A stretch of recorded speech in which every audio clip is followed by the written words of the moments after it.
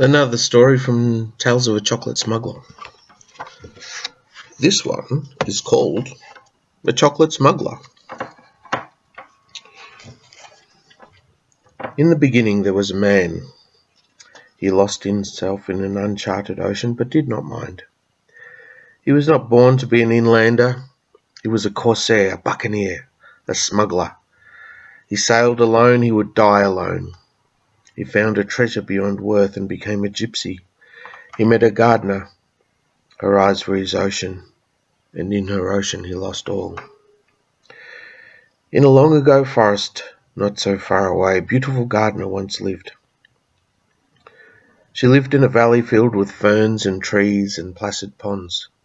She spent her days dusting her ferns and chasing geckos. She was happy, but at night would experience strange yearnings. As she lived alone, she did not have many conversations. She longed for company and would imagine all the sorts of weird and wonderful companions who would visit her some day. One still afternoon, she was amazed by the appearance of a gaily coloured caravan being drawn by a small donkey. Holding the reins was a swarthily handsome gypsy. He asked if he could rest a while in her valley and told her he would pay. When she replied that money had no meaning in her valley, he surprised her by stating he had none to give. She directed him to a cool and shady spot not far from where they were standing and went about her chores. As she was walking home, she began to ponder the appearance of the strange gypsy, but was soon distracted by a particularly fat and elusive gecko. She bathed and fed and was trying to settle in for the night, but was all too aware of a growing restlessness. She had been alone so long, and he was so mysterious and colourful and exciting. What had he seen, and where had he been? Why did he smell of the sea, of cinnamon? Was he thinking of her under the light of this smuggler's moon? She fought her feelings for a while and soon pulled on some stout boots and a black cape which covered all save her face and some tendrils of her hair. She drifted soundlessly into the night. Presently she heard the faint sounds of commotion and saw the reflected light from a fire. She crept closer and surprised at her strong desire to remain hidden in the thick undergrowth. An uncanny scene unfolded before her eyes.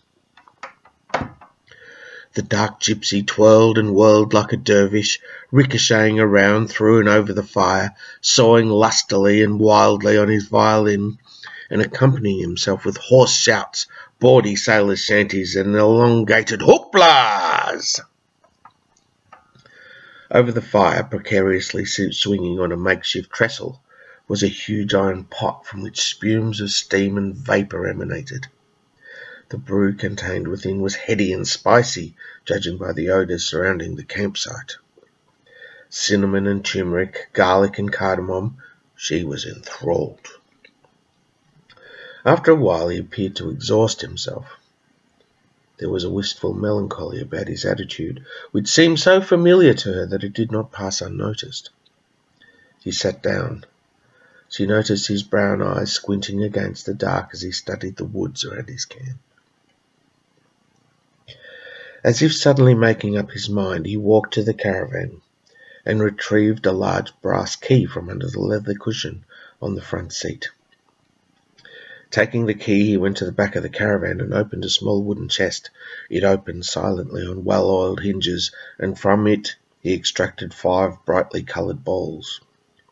The mysterious gypsy carried the balls back to the fire and studied them intently.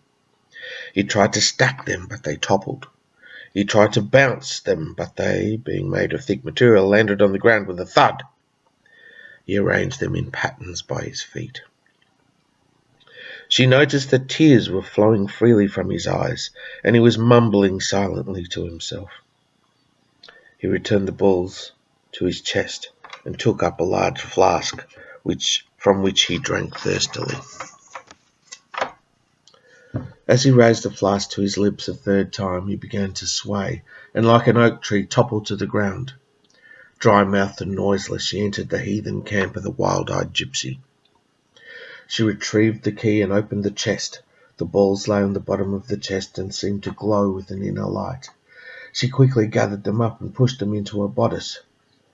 She locked the chest and returned the key.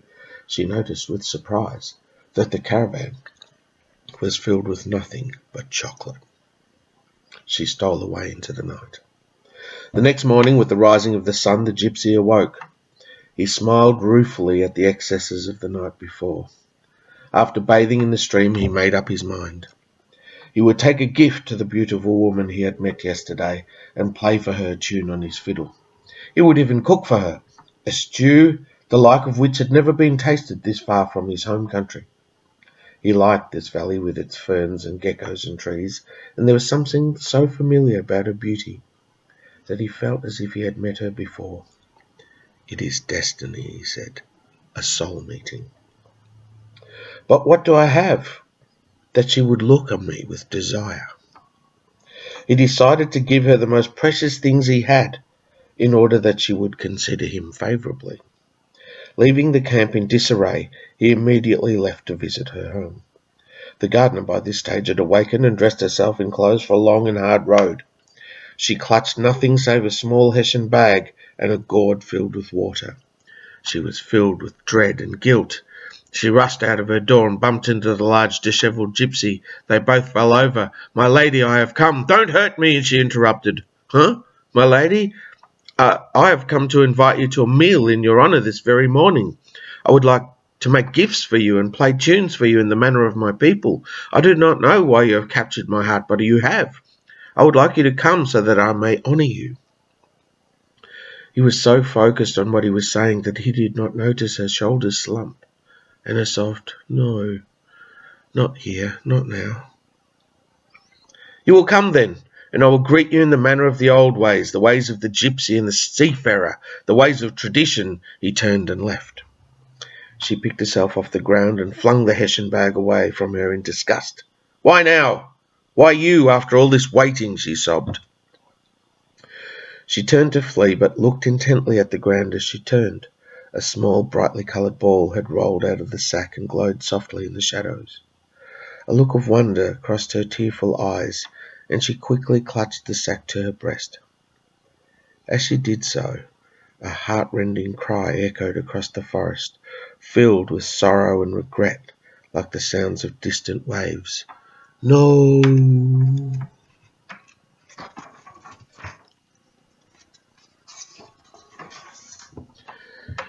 She turned with a heavy heart and ran to escape the sound of shattering dreams.